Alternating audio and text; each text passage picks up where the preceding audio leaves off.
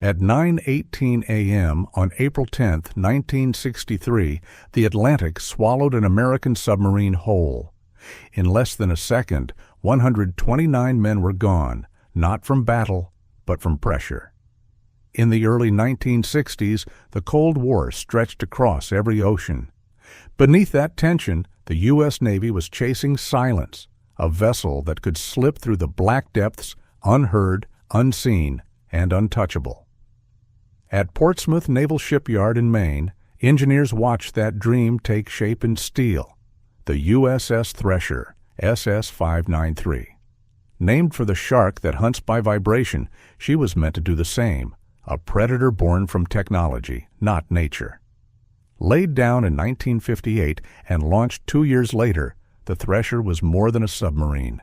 She was a declaration, the first of her kind, designed to dive deeper, move faster, and hear farther than anything before her. Her nuclear reactor gave her what sailors called the impossible freedom, endless range beneath an endless sea. The Navy promised she would revolutionize undersea warfare. Her bow carried sonar powerful enough to paint the ocean around her in sound. Her torpedoes could strike before the enemy ever knew she was there. At 278 feet long and 31 feet wide, she was built to withstand the pressure of 1,300 feet, a quarter mile beneath the waves. At her commissioning on August 3, 1961, Vice Admiral Harold T. Deuterman stood on deck and said, "Thresher is not just another ship. Thresher is totally different. He was right, and not in the way he intended." To her crew of 112 sailors and 17 civilian engineers, the Thresher was pride, progress, and the future itself. But every submariner knows an unspoken truth. The deeper you go, the smaller the margin for error. For now, though, she was perfect, silent, powerful, unstoppable. No one on that bright morning in Maine could have imagined that within 3 years this same machine would lie scattered across the seafloor, 2 miles below, in the place sailors call crush depth. The Thresher's first months at sea were a study in promise. She moved through the Atlantic with a kind of silent confidence, the hum of her nuclear reactor steady, her hull gliding beneath the surface like a shadow. To those aboard, she felt alive, responsive, even invincible. In April of 1961, the Thresher began her initial sea trials, a series of tests meant to push her systems, her crew, and her design to their limits. According to the U.S. Naval Institute, these early dives went largely as planned. She handled the deep with grace. Her sonar, the most advanced ever placed in a submarine, painted the ocean around her in astonishing clarity. For the first time, an American sub could see farther than it could ever hope to travel. But sea trials are not kind to optimism. In Puerto Rico, during a routine stop, Thresher's diesel generator failed, and her reactor refused to restart. It was a quiet moment, a temporary setback fixed before any danger took hold. But it left a lingering unease. Nuclear power promised freedom, but it also demanded perfection. And in submarines, perfection has no margin for error. Later, the Thresher was subjected to shock tests, deliberate explosions meant to simulate near-miss attacks. The submarine was battered harder than any other vessel in Navy history. Commander Axine, her captain at the time, recalled that she held strong. There was no question that the Thresher suffered damage, but it was all relatively minor. None of it impaired her ability to operate. To the engineers, this was proof that the new design worked, the welds held, the systems stayed online, and the Thresher survived what should have shaken her apart. Yet to the men who served inside her, these tests carried a strange echo, a realization that they were not just building something powerful, but something fragile. After her trials, Thresher returned to port in July of 1962, where the Navy organized what they called a happy cruise. For a brief moment, the ship that lived in darkness opened itself to light. Wives, children, and parents came aboard, walking through the narrow steel corridors, touching the controls, smiling at the men who lived days beneath the sea. For many, it was the first and last time they would ever see inside her. When the families disembarked, Thresher entered an extended period of maintenance, almost a year of fine-tuning and repair at Portsmouth. The crew's relationship with the shipyard was cordial at first, but tension began to rise. Commander Axine later admitted, "They should have done better work at times, moved faster, cleaned up after themselves." He noted that by the end of the overhaul, relations had deteriorated. By the spring of 1963, the Thresher had been sitting idle for months. The men were restless, the vessel restored, and the next chapter of her service awaited, one final test before she was declared fully operational. It would be her last. By April of 1963, the Thresher had been silent for nearly 9 months, her steel hull cold from disuse, her systems newly fitted and tested on dry land. The shipyard's work was supposed to mark a new beginning. Instead, it would become the prelude to disaster. The men aboard were anxious to return to sea. Most had lived with this vessel long enough to know her quirks. The faint vibration near the aft when she changed depth too quickly, the way the reactor hummed louder during power transfers. To outsiders, she was a technological marvel. To her crew, she was something more intimate and more unpredictable. She had already proven she could endure punishment. Those shock tests months before had shaken her to her core, and while the damage was considered minor, much of it had been repaired at Portsmouth. But the maintenance itself, miles of new piping, re-welded joints, valve replacements, created its own kind of uncertainty. The deeper a submarine dives, the more those hidden flaws matter. It's said that Commander Harvey, Thresher's captain during her final mission, took his responsibility with quiet seriousness. He was the kind of man who trusted his crew, but never the sea. When he walked through the narrow corridors before departure, he greeted every sailor he passed, asking about their families, their training, their readiness. Each man gave the same answer. "All green, Captain." The morning of April 9, 1963, the Thresher departed Portsmouth for what was meant to be a routine set of post-overhaul sea trials. She would travel east, perform deep-dive tests, and rendezvous with her escort, the USS Skylark, a 205-foot submarine rescue vessel. The Skylark carried sonar arrays, underwater telephones, and a rescue chamber designed to save men trapped below. But that chamber had a maximum operating depth of 850 feet. Thresher was built to dive well beyond that. The two vessels met off the coast of New England, near Cape Cod, and established their communication channels. The Thresher submerged, her hull creaking softly under pressure. Everything appeared normal. The next morning, April 10th, they moved to deeper water, a location 250 miles east of Cape Cod. The sea was calm. Visibility was 10 miles. The ocean beneath them plunged 8,500 feet to the seabed, nearly twice the depth the Thresher was designed to withstand. At 7:47 a.m., the Thresher radioed the Skylark through the UQC underwater telephone. Beginning deep dive test. Her crew would descend in stages, stopping periodically to check for leaks, monitor pressures, and test communication. Each transmission from the depths was routine, professional, even calm. There was no sense of danger yet, only the disciplined rhythm of procedure. But in every deep dive, there comes a moment when even the most seasoned crew feels the weight of where they are. At 1,000 feet, the steel begins to sing. At 1,200, the bolts groan like old wood. And beyond that, the sea turns from enemy to inevitability. What happened next, the garbled transmissions, the failed blow, the silence, would unfold in just minutes. But in that quiet hour before it began, no one aboard the Skylark could have guessed that the Thresher was already in trouble. Dawn broke cold and clear over the Atlantic on April 10, 1963.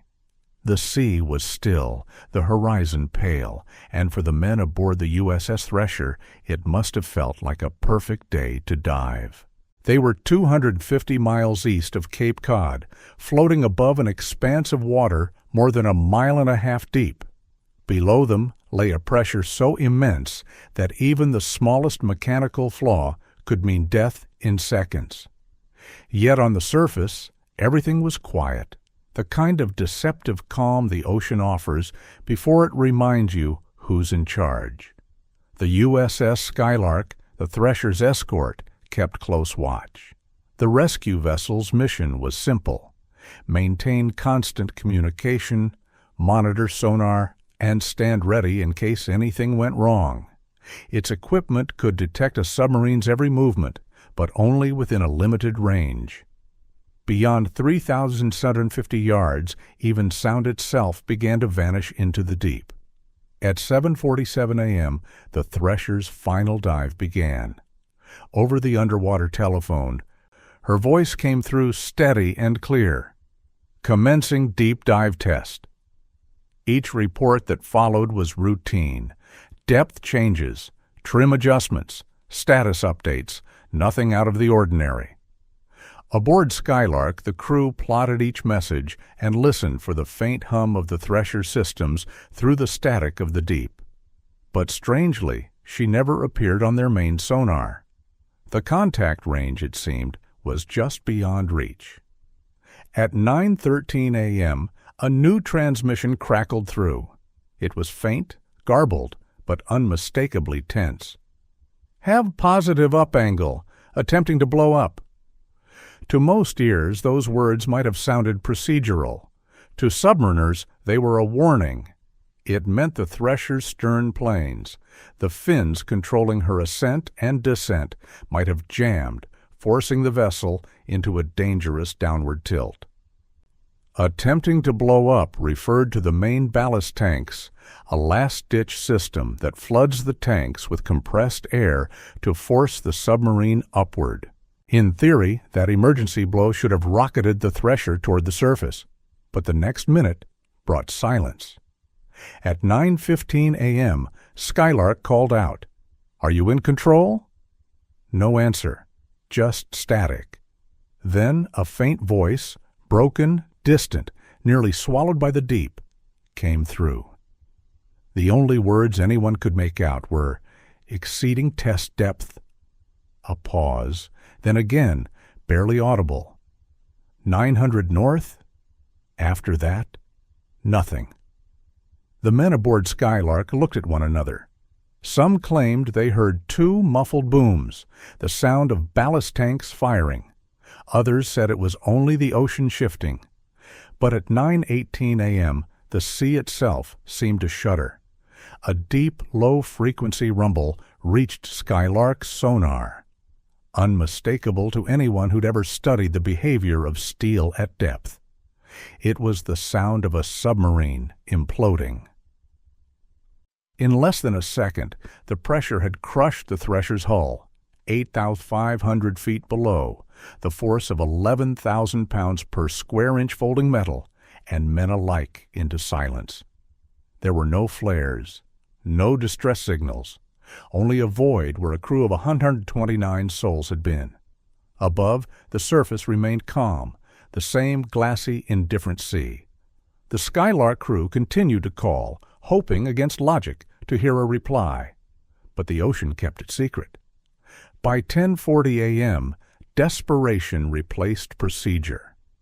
The Skylark began dropping hand grenades into the water, crude but symbolic distress signals meant to tell any surviving sub to surface immediately.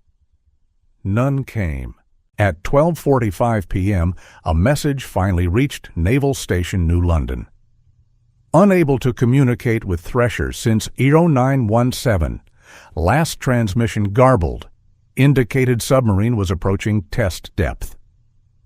The Thresher was gone, and though no one yet knew it, the U.S. Navy had just suffered the deadliest submarine disaster in its history. By the time the USS Skylark sent its final message to shore, the Thresher had already been gone for more than 3 hours. What had begun as routine sea trials had turned into a quiet catastrophe, the kind of disaster that leaves no witnesses, no distress calls, only silence. The rescue effort began almost immediately.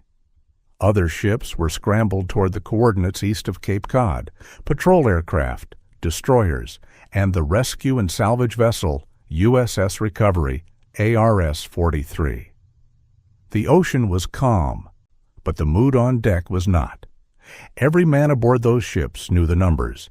The Thresher's test depth was 1,300 feet, and the seafloor beneath them lay 8,500 feet down. If she had sunk beyond her design limit, there was no rescue, only recovery. By 5:30 p.m. that day, the Recovery spotted a slick of bluish oil drifting 7 miles from Skylark's position. The patch spread across the surface like a wound. Within hours, more ships joined, the destroyer USS Blandy and the nuclear submarine USS Seawolf, sent to listen for any sign of life. The Seawolf picked up faint electronic noises from the deep, rhythmic, metallic, almost deliberate. For a moment, the men aboard thought they might be hearing tapping, some remnant of the Thresher crew signaling through the wreck. But when the data came back, the experts concluded what no one wanted to admit. None of the signals equated with anything that could have been originated by human beings. By dawn on April 11th, command of the search passed to the Navy's Submarine Development Group 2. The ocean floor was scanned, charted, and mapped. Days passed. The sonar pings came back empty. The Navy knew the truth long before they said it aloud. Even if the Thresher had somehow survived the initial failure, even if she had reached the bottom intact, there was no way to save her crew. The Skylark's rescue chamber could descend only to 850 feet. The Thresher lay 10 times deeper than that. Submarine rescue was, in theory, a science. In practice, it was a race against pressure, a race that could never be won beyond a certain point. The deeper a vessel sank, the faster the air inside compressed, the colder the hull became, the more the steel strained against its own design. At 1 to 300 feet, a single crack could mean a flood of water moving faster than sound. At 8,500 feet, the human body is vaporized before it ever feels pain.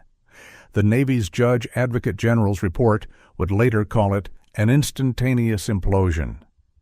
The Thresher's hull had collapsed in less than a second, releasing energy equivalent to several thousand pounds of TNT. In that single heartbeat, the crew's world, their machinery, their tools, their voices, was erased, compressed into fragments that scattered across the seafloor. In the hours that followed, the search turned into ritual. Grenades were still dropped, signals still sent, as if persistence could bend reality. But all that surfaced were small, haunting fragments, pieces of cork, bits of plastic, and a pair of gloves once used only in the submarine's reactor compartment. They floated to the top like ghosts, carried by the same ocean that had taken the rest. That night, the Navy made it official. The USS Thresher was declared lost with all 129 souls aboard. The coordinates of her final resting place were marked, and a court of inquiry was formed before the wreck was even found. In the end, there was no explosion to witness, no black box to recover, no last words to record, only the faint memory of a garbled transmission, exceeding test depth. The morning after the Thresher's final transmission, the Atlantic stretched wide and indifferent. Ships crisscrossed the coordinates east of Cape Cod, dropping sonar buoys and dragging microphones through the water, searching for a sound, a shadow, a shape that might explain what had happened. But the sea gave nothing back. The Navy threw everything it had into the search. The USS Skylark held its position, continuing to call out across the deep every few minutes. The USS Recovery circled the oil slick, marking its edges. Aircraft from nearby bases swept the area from above, their crews scanning for any sign of debris. Hour by hour, the quiet grew heavier. By April 11th, the search force expanded. The destroyer USS Blandy joined the effort, and sonar-equipped submarines like the USS Seawolf were ordered to listen from the depths. Their operators reported faint sounds, scattered, distorted echoes from below, but none that carried the rhythm of life. One report noted a sequence of metallic pings, slow and deliberate as if from a hammer. Hope flickered. But the acousticians analyzed the recordings and confirmed what everyone feared. None of the signals could have originated from human beings. That same day, command of the search officially passed to Submarine Development Group 2, a unit accustomed to testing the Navy's most secret technology. Now they were tasked with finding the remains of one of its proudest creations. Late that afternoon, the Recovery pulled in, the first physical trace of what was left, an oily sheen and bits of debris floating among the waves. Lab testing later confirmed their origin. A pair of work gloves from the reactor compartment. Cork insulation, charred and splintered, designed specifically for interior soundproofing. Plastic fragments used to protect against radiation leakage. Each small piece told the same story, that the Thresher had not sunk intact, but shattered. The force of the implosion had torn the hull apart, ejecting pieces small enough to rise from nearly 2 miles below. The following days blurred together. Endless sonar sweeps, mechanical failures, and false returns. Crews slept in short shifts. The ocean floor in that region was uneven, filled with ridges and trenches that distorted the sonar waves. Every echo might have been a hull, a rock, or nothing at all. Weeks later, when the first deep-sea cameras were finally lowered into the abyss, the truth came into view. Scattered across the seafloor were twisted sections of steel, cables, and bulkheads, the Thresher's final resting place. The hull was crushed inward, flattened by the weight of the ocean. The reactor section lay split open, its machinery torn apart. What they saw was not a wreck in the traditional sense. It was disintegration, the kind of destruction that occurs faster than a heartbeat.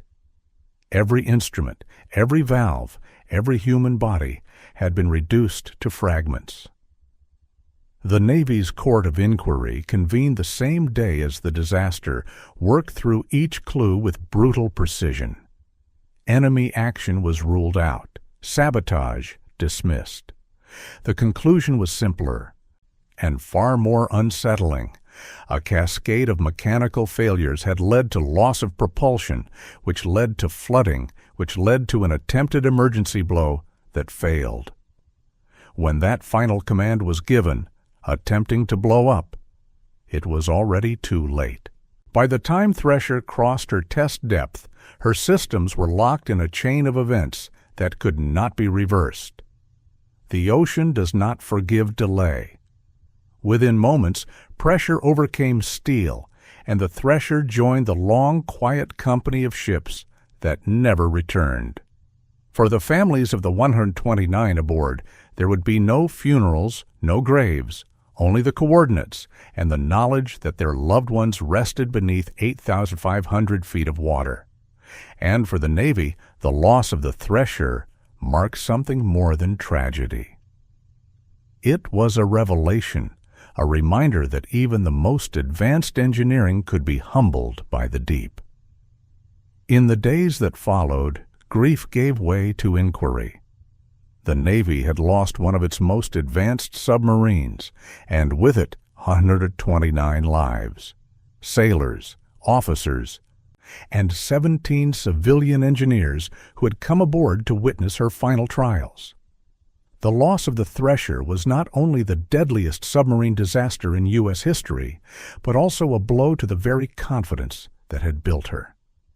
On April 10, 1963, the same day the last transmission was received, the Navy's Judge Advocate General Court of Inquiry was convened. It was immediate.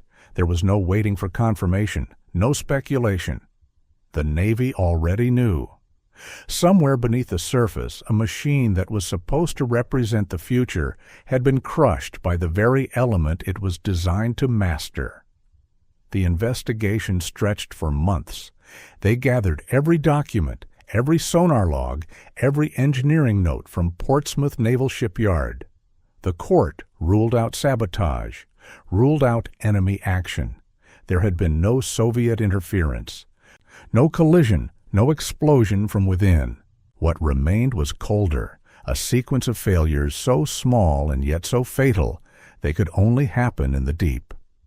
At the heart of it was the sodium-brazed piping system, a new design used to circulate seawater through the reactor's cooling systems.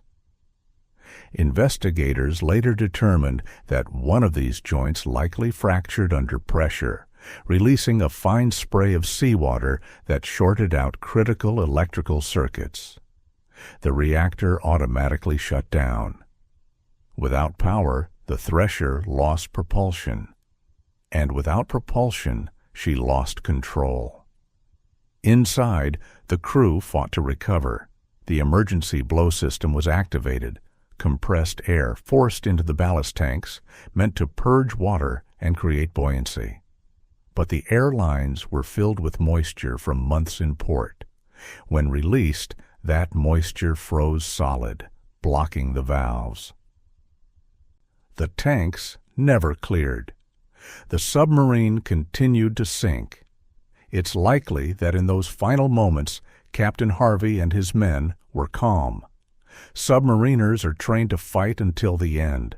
They would have been monitoring gauges, calling out readings, preparing for a second blow attempt. But at that depth, time is measured in seconds. Every 100 feet deeper meant an increase of nearly 50 pounds of pressure per square inch. There's no alarm, no explosion, only a groan, then silence. When the Thresher finally gave way at 2,400 feet below the surface, the implosion happened almost faster than light could travel through the water.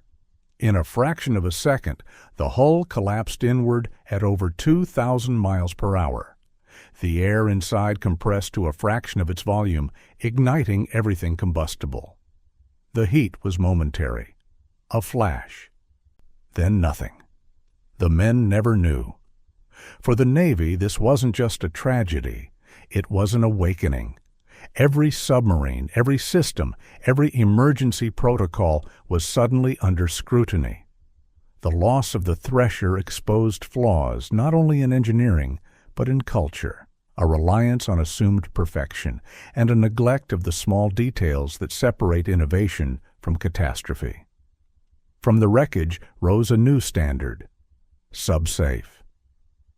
Implemented in 1963, it became the Navy's uncompromising program for submarine safety, mandating strict quality control for every component affecting a vessel's ability to surface. Every pipe, weld, and valve was logged, tested, and verified. Since SubSafe's inception, not a single certified U.S. submarine has been lost at sea. It was a system born from failure, written in the memory of 129 names carved into bronze at the Portsmouth Memorial. Today, divers visiting the site of the Thresher's remains, 2 miles beneath the waves, find only fragments, scattered steel, tangled cables, pieces of a once-living machine. But above the surface, her legacy endures. She taught the Navy what no blueprint could, that the ocean demands humility, and that every time a submarine slips beneath the waves, it carries with it the ghost of the Thresher, and the promise that her fate will never be repeated. When the Navy finally released its findings, the world had already moved on to other headlines: missiles, politics, and the growing chill of the Cold War. But for those in uniform, and especially for those who build ships, meant to disappear beneath the surface. The loss of the Thresher never faded. It marked a before and after, a line drawn at 9:18 a.m. on April 10th, 1963, between what the Navy thought it knew about the ocean and what it learned the hard way. The Thresher's name was retired almost immediately. Her sister ships, once planned to carry on the Thresher-class designation, were quietly reclassified as Permit-class submarines, a subtle gesture of respect or perhaps avoidance. The men who had served aboard her were remembered in ceremonies across every major naval base. Portsmouth, where she was born, became both a symbol of innovation and a site of mourning.